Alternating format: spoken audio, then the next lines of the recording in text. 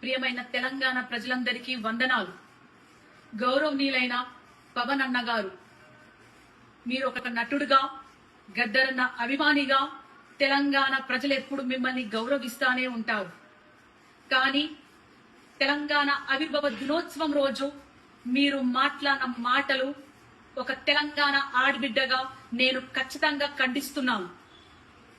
తెలంగాణ సినిమాల్లో యాక్ట్ చేస్తే రాలేదు, తెలంగాణ పొత్తులకు పోతే రాలేదు, తెలంగాణ పైసలు వంచితే రాలేదు, తెలంగాణ లాబీలు చేస్తే రాలేదు.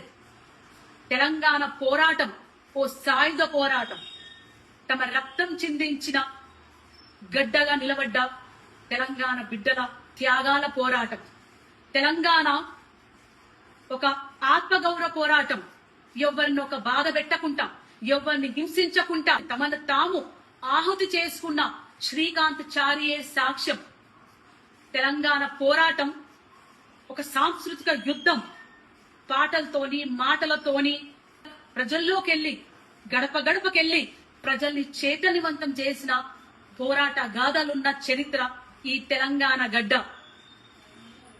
మా భూములు మావి, మా నీళ్లు మావి, మా పాలన మాది అనే ఒక నినాదంతో పల్లె పల్లె, గడప గడప త్యాగాలు చేసి సాధించుకున్న పోరాట గడ్డ.